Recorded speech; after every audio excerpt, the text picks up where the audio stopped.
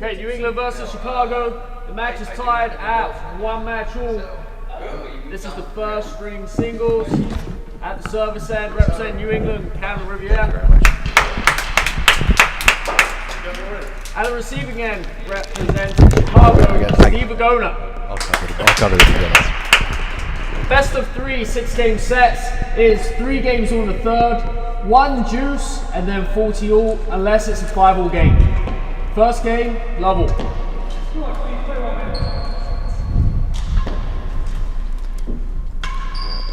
Okay, and welcome back to Boston Tennis and Racket Club in the heart of Boston on Boylston Street here. 15 love. Just a recap on where we're up to so far. So we've seen New England play singles against Chicago. Chicago won for 2 points. We then saw New England play doubles against Chicago, and New England won for 1 point. Now we've got the feature game of the night, Camden Riviere for New England against Steve Virgona from Chicago. Basically, this is winner takes all. So this game is for 2 points. 15-30.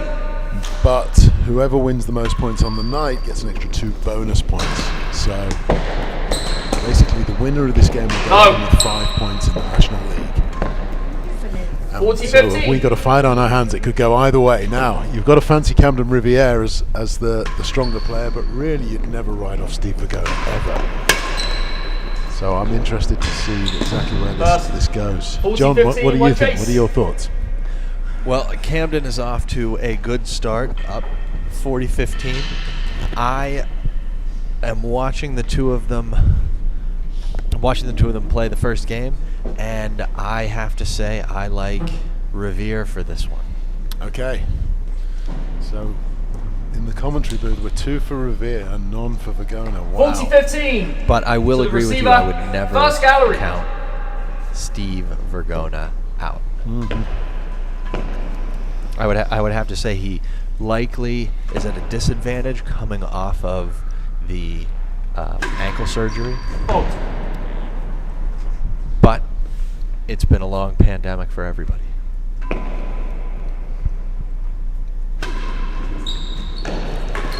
One of the interesting things coming into this game is that in the commentary box we sent out a questionnaire to all the players and asked them to answer some questions. One of those questions was, what training have you been doing during COVID? And a lot of the players said that they hadn't been doing much, so they've been doing some other sports, not playing much real tennis. Camden on the other hand came back and said that he'd been doing a lot of practice trying to work on broadening the repertoire of his game. So he wanted to try and find a way of having more attacking shots in his repertoire. Now that's quite something when you're the best player in the world, saying that you're trying to improve and get more attacking shots in your repertoire, but that's what he said he's been doing during COVID. Well, one of the responses that Steve Virgona gave to that same question was that unfortunately, due to ankle surgery in January, he had to spend some time off court, but daily PT and training have been standard practice for this event. So I think probably for someone like Steve having that injury, he's doing his best to get back to where he was. Interesting to hear that Camden is trying to add and find new elements of his game to show to his opponents as he comes out of the pandemic. The marker here is Leon Smart from Tuxedo, wonderful 40-30. British player from Middlesex University. Actually, he picked up the game at the Middlesex court there. And used to be the professional here at the TNR. And used to be the professional here. I know that because I had a lot of lessons from him. I paid him a lot of money, and I still can't do anything he asked me.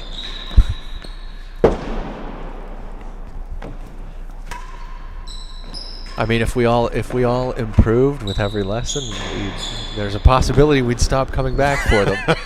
Then the pros would have no business. Right. Oh, I'm a pro's dream. I am. They can tell me the same thing every week, and I never do it.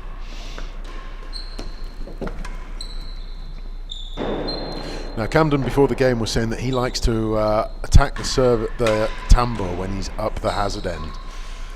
So he sees this as a slow tambour. He says the ball comes off it quite slowly. And as a left-hander, you're playing forehand shots. I thought that was going to be one then. You're playing forehand shots off the tambour, which means that you can really attack. Chase second gallery there. 40-31 chase. Yeah, he's not happy being at the hazard end if he can help it, is he? Not at all.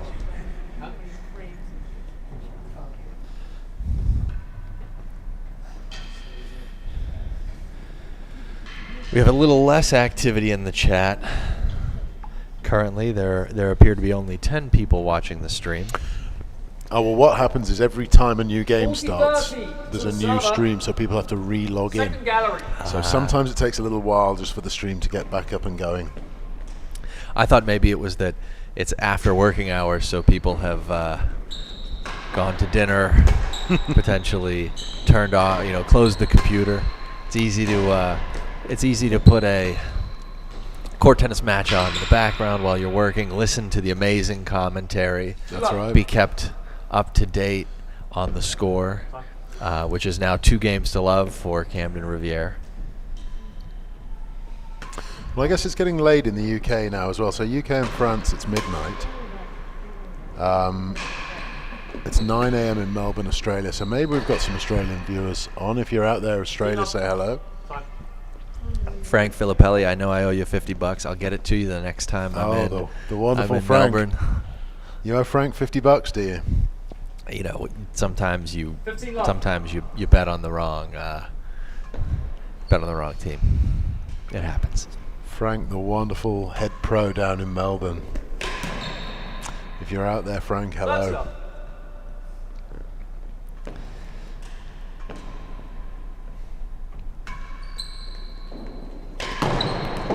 You have a little let ball there,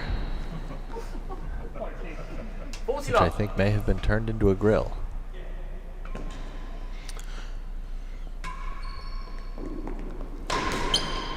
Oh, that was Steve. 120 miles an hour into the net. If that had gone over, That it was would have been something else. That was landing on the green of a par 4.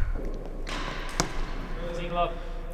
Obviously, in the Boston club here, we're very proud to have professional tournaments because there was a long period of time where we couldn't have professional tournaments here because of the state of the roof. The Raise the Roof campaign was a big success. We now host the Sears Cup here Love, one chase. routinely, and we're able to put on this event. Now, the Raise the Roof campaign, that was where they needed $1.5 million to replace the roof. Is that right? That is correct. There were a number of benefactors who, Love, one chase. thanks to them, we were able to improve the roof here at the TNR and hold back the water when it rains and allow for professional tournaments with regularity. That's fantastic. So thank you to all the benefactors. We have some wonderful supporters in this sport. There's a plaque to some of them right next to the elevator. Oh, is there? Okay. Yeah. I will say, though, that on the absolute coldest days, 40 love. Receiver leads. every Last now and gallery. again you do still get a spot of water just come down about right where Camden Riviere is standing right now. Oh, Well, any good contractor knows not to do too good of a job because then they wouldn't That's come back for the ongoing Hold on. maintenance. And I'll tell you why I know this, because when I first moved to the Boston club, I came here from the Melbourne club. The first time I was playing against a wonderful member, Thanks, Al. RJ Tessie, who's a great friend of mine and a fantastic devotee of the sport. But when I swapped ends with him, I didn't know him so well at the time. I swapped ends, and right where he'd been standing to receive the serve, there was a pool of water underneath where he'd been standing.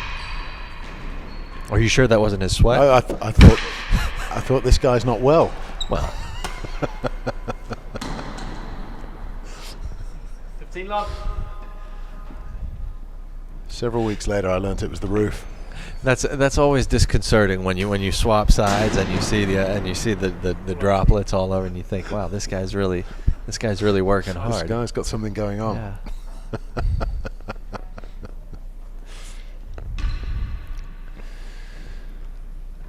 4 games to love for Camden Riviere in this first set. One of the shames is that we don't have supporters in the room here. The Boston TNR members are very active, and I know there's a lot of people that would love to be here right now, but because of the COVID restrictions, we've minimised the numbers. But if there are Boston TNR people out there, then hello to all of you, and I'm looking forward to seeing you all in the club as soon as possible. Hopefully we're going to have a big party once this whole pandemic's over. Nearly yard worse than last 2 chases. Alright, so we said we were betting on Camden. We did say that. And right now I think my money's looking pretty safe. Currently 4 games to love, 2 chases. Camden up 15 love in this game. Chases are better than 4 and nearly a yard worse. 15 love. Server leads better than 4. Have you noticed any mobility problems from Steve Virgona with his after having his ankle surgery? I haven't. I've noticed one shot when he was on the server side where he really seemed to lean over and really stretch the upper body, and that stands out. Maybe he was just pressed for time, but that seemed like the kind of scenario where maybe he didn't get an extra half step or an extra step in order to set his body up totally for the shot. And you know, there can be a little bit of hesitancy. I had a bad ankle injury a number of years ago, and certainly coming out of it, you feel very hesitant, and you're not confident in your leg, and that can, you don't want to re-injure it. There's a lot of, you know, the re-entry into the game after something substantial like that. You just don't totally feel confident in that leg, and so he might be just a little gun shy. I think that's probably a fair assessment. So I haven't noticed him noticeably carrying it at all. No, but he's definitely going to be conscious of it, aware of it the whole time. Right. And I would say that his movement doesn't look, I might be imagining this, but quite as quick as I've seen him. I might be imagining that, but I mean, his walking looks totally normal. 15 love receiver. I would have to think that, you know, a January surgery to early May playing in a professional event, that's a pretty quick turnaround. So I think Virgona wins for just being out there this soon after a surgery. That's a win in my book. Well, he's a wonderful athlete, isn't he? He is. 30 love, last gallery.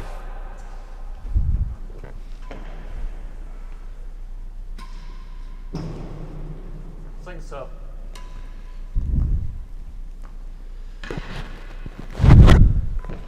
So 5 games to love for Riviere.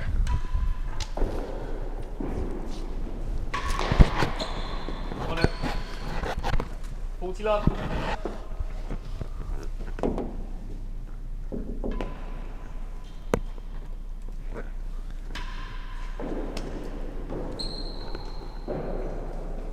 So we'd like to welcome. Game of the first set, 6 love. Second set. We would like to welcome Tony Hollins to the commentating guest booth. Tony, say hello to everybody. Hey, how's it going, guys? And everybody out there? Very well, Tony. So first of all, we've got to address the elephant in the room. How did that loss feel? Because we thought you had it. Yeah, I did too, I'm going to be honest. 6-3, 5-2, 30 something, maybe? Yeah. Yeah, that's a tough one to take. But no, he played well. He got a lot of balls back. And what happened? Because you seem to have a real momentum going, and then at some point the momentum just seemed to die a little bit. Did he figure something out, or did you just make a few more A errors? little bit. I got a little looser, maybe a touch more tentative.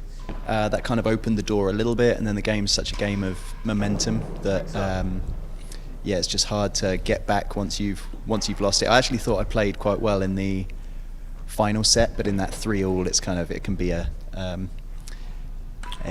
tough. It's a couple of points kind of make or break the match.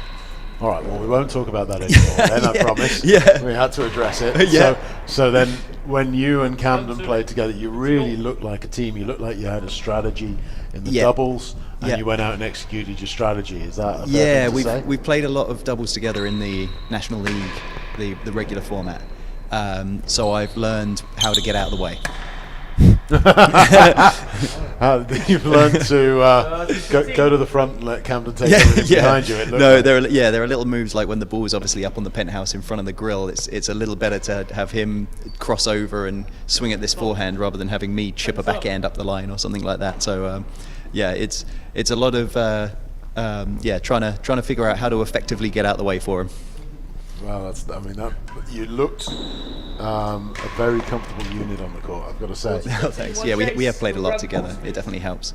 And then coming into this game now, so Camden's looking very comfortable. We've been wondering if Steve's ankle surgery has affected him at all. Did you notice any kind of lack of mobility in Steve Virgona when you were on the court? I mean, maybe a tiny bit, but I mean, he's such a clean ball striker and potent weapons that I'm sure he can find kind of workarounds. But I bet it must be hindering him a little bit. He's only maybe, I can't remember, 4 months. Oh, 4 months. Okay. But still, 4 months. 4 months. Surgery to pro. Oh, maybe he was saying like kind of really being able to get back out on court and train for maybe a 3 or 4 weeks. So that's got to be tricky. 40-15 to the server. That being said, Cam is pretty solid out there. Yeah, well, when I was talking to Camden before the game, he's evidently put a lot of thought into his strategy, his tactics, what he wants to do when he's out on court, like he always does. I mean, that's how you get so good in in any sport. Yeah. No, it's funny. I've been practicing and feeling pretty good, and then Cam and I hit for the last 3 days, and that was. That kind of trashed my confidence for a little. No, I'm kidding. It was very useful, but he can genuinely be unplayable at times. You can hit very good shots and see an absolute inch perfect response come from that, which is very, very tough. So we've got some people who are watching the live stream but aren't able to join the commentary because they are at work. And they can't log into their Gmail accounts at work. So they're still in the office. They are with us in spirit. John Beam, great to hear from you, as always. So Johnny Beam is in the office catching some court tennis, but cannot log into the chat due to security and IT restrictions. Well, that's fair enough, I suppose, in this modern day and age. So just while we've got Tony here then, so obviously, Tony, thank you for all the organisation you've done. You've done a huge amount. This tournament does not happen by itself, and I think probably everybody in the court tennis community just wanted professional court tennis back on a court somewhere after the pandemic. But there's been a lot of logistical challenges that you've had to deal with in order to make this happen. Can you just talk a little bit about the safety protocols and all of that side of things that you had to go through to make sure that all these players were safe? Yeah, so we got kind of lucky with the timing in the end. I mean, we rescheduled 2 or maybe even 3 times. I can't even remember at this point, but it was originally slated for March, correct? It was even. I think the first one was earlier than that. We had maybe a December or January date at one stage. But that was obviously going to pose much more of a challenge. We were looking at kind of the testing, and then testing pre-travel, testing on arrival, quarantining in the hotel. We were going to put people up at the Harvard Club originally, and they were going to have to stay at the Harvard Club until they got that negative result, and then they were going to be allowed to come in and practice, and it was going to be 0 spectators, no one in the club except for the players and Mr. Ryan Carey. We've actually lucked out a little bit with the timing now, and all the pros are actually vaccinated at this point, which is why they're able to play without masks. They're all staying at the Charles Mark Hotel just up the street, and thanks to them who gave us a very nice block rate, Mark Hagopian, who's actually a member here, kind of helped us out there. Thank you, Mark. So let's give him a plug. That's the Charles Mark Hotel in Boston. Yeah. But no, we've allowed vaccinated spectators to a degree. Kind of the sponsors are allowed in, masked up. But yeah, we're just happy to be back on court. That's fantastic, and so thank you for all the work you've done there in making this happen. Oh, absolutely. And I think at one point, didn't you say that you followed the same guidelines that the lawn tennis players did for the US Open? Am I right? Yeah, I reached out to Todd Martin down at the Hall of Fame in Newport, and he actually was kind enough to put me in touch with the guy who he got me a copy of the ATP protocols, so we kind of read through them, and that was a very nice kind of baseline to figure out how to make this happen. For those of you at home, that's the Charles Mark Hotel on Boylston Street, 655 Boylston Street here in Boston. They are part of the Charles Mark Collection, which also includes the Surfside Inn in Chatham if you're going to be on the Cape this summer, and the Harborside Inn Cafe and Lounge on State Street in downtown Boston. So check out the Charles Mark Hotel. Thank you very much to all of the team there for helping us out with this event. And now back to your regularly scheduled program. That's right. Pause for station identification, right? I don't think Virgona's actually won a game here yet, has he? Not yet.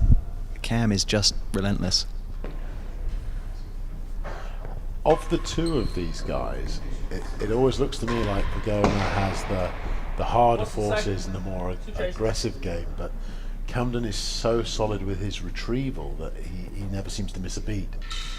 Absolutely. Like even in the doubles, there was one main wall in particular that I was very glad that Cam was behind and not me, and he saw this thing, he goes over, he commits to it, and he gets a racket on it, and not only that, but he gets it back on the floor. That's kind of the biggest difference between Cam and a lot of the guys is a lot of the guys it's very hard to get that back. Some of the guys can get that back. Camden gets that back and gets it into a just irritating area. He gets it like fading into a sidewall or fading into the timbre, and that's really what kind of separates him. Not to say that he doesn't have offense, but his, as kind of shown by that ball straight into the dead on. But yeah, it's his counter punching that really kind of separates him. Had you been working on your main wall dead on shots? Because you played quite a few of those today.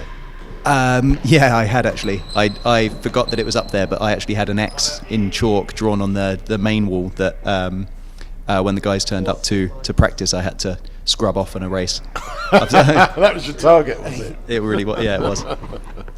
Yeah, I've had the last few years I was kind of struggling with a shoulder injury, so I was just kind of nudging the ball around the court, and that's feeling much better now. So I'm trying to add trying to slap it around a bit as well.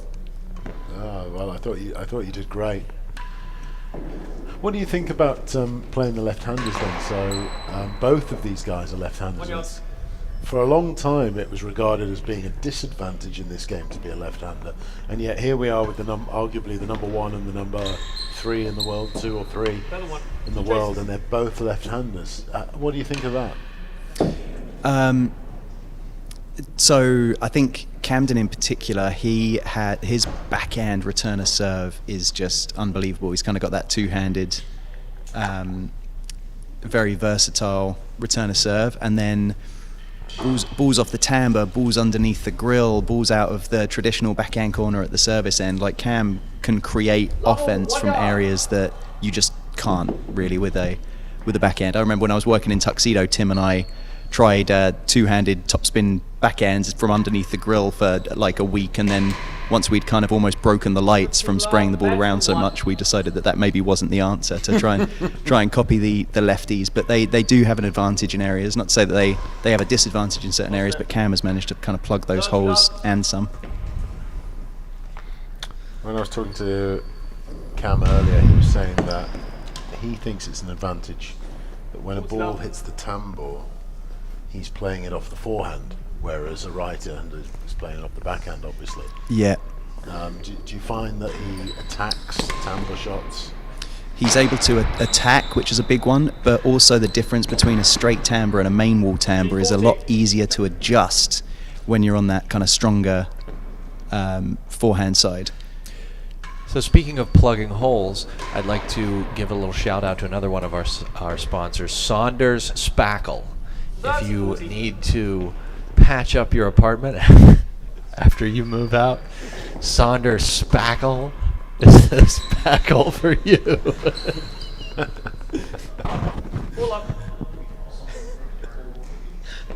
Even Ryan is laughing.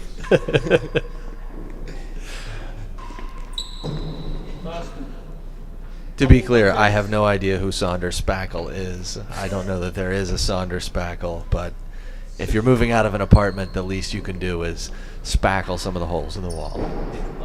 Two chases. As Camden has metaphorically spackled the holes or perceived holes in his lefty game. Commentary and DIY tips. Mark and I actually do we're doing a house flippers program. We're going to do a pilot. We're going to do a pilot for Spotify as part of Joe Rogan's network of podcasts.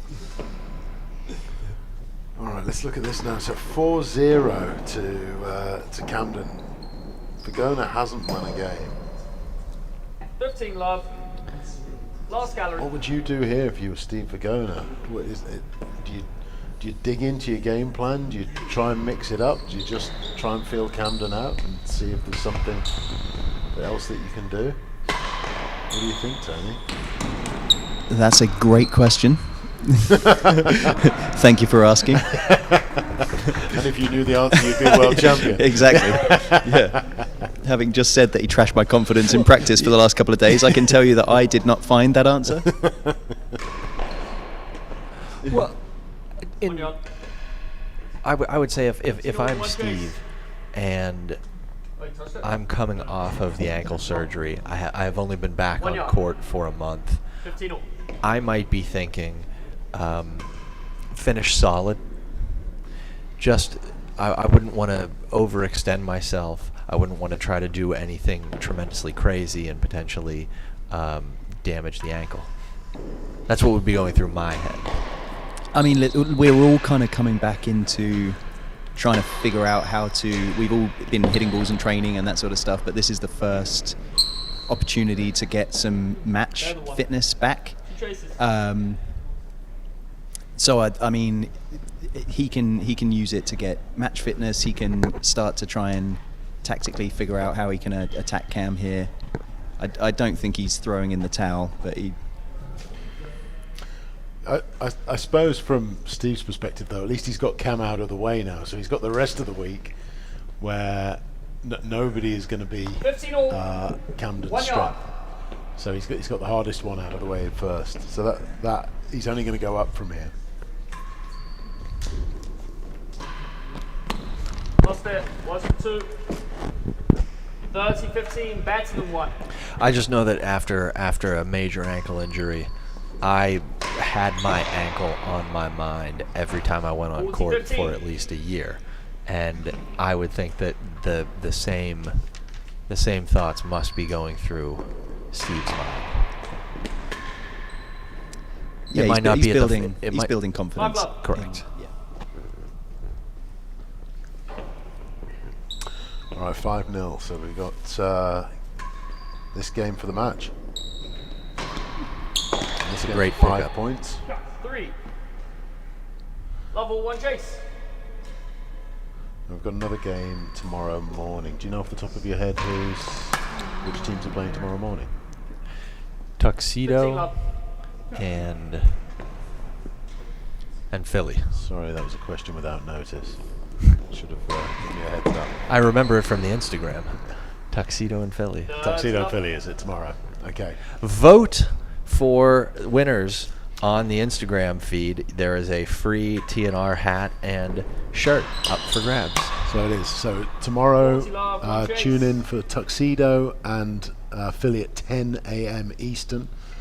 And then New York versus Chicago at 4 p.m. Eastern.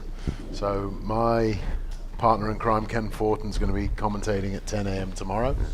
I thought he did a great job this morning. He's a great commentator. That guy's an absolute natural.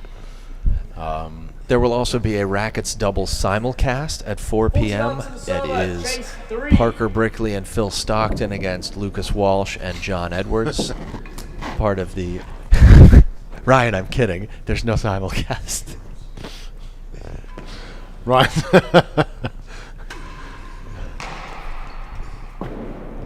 Right, that's Ryan Carey, obviously, who's in charge of the TV controls and just done such a wonderful job with the broadcasting of this. The level of professionalism that we've now got to in court tennis coverage has just been phenomenal. So, Ryan, thank you for everything that you do.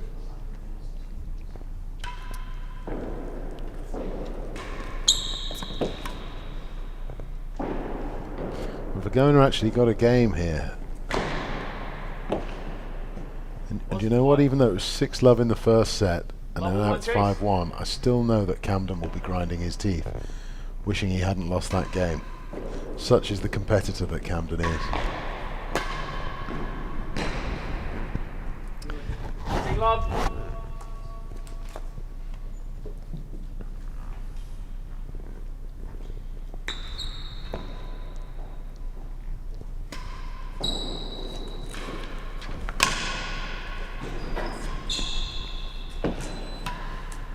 Oh, went for the winning gallery, just missed. That's the challenge with the winning gallery. Did you find that, Tony? So it looked like you went for a lot of winning galleries. The problem with the winning gallery is if you miss it, you often leave a soft shot for your opponent. Now these guys haven't played for so many winning galleries. I've noticed they'll force the grill, force the dead-ons. They seem to be leaving the winning gallery alone a little bit. Do you have an opinion on that? I mean, one way to kind of play a lefty, because you kind of mentioned the strength that they have off the timbre, is to kind of attack underneath the winning gallery. So cut volleys, things like that. Try and pull that maybe cross court rather than dumping it up the line if you're not confident you're going to hit grill. But yeah, you're right. There's definitely a risk reward, more risk going for winning gallery generally. 30-love, last gallery. As in, I suppose the good thing about playing a lefty is that if you do just drop it underneath winning gallery, then at least they're on the backhand and trying to dig something out of the corner. Yeah, exactly. now speaking of galleries, in your match with Josh, we noticed that there were many last galleries, as if both of you were really targeting that on the serve. And there we go. So, no thanks to me in the singles. That is a win for New England. 5 points to 2. 5 points to 2. All right, so New England firmly have a good footing there. So we're going to sign off for the night. But thanks to all our viewers for watching. And Ken Fortin will be back in here tomorrow at 10 in the morning for Philadelphia versus the Tuxedo Club. Thanks for watching. Have a great night, everybody. We'll sign off now and join us for the rest of the week for a great week of court tennis. Thanks very much. Thank you very much, everyone. Thanks, everyone.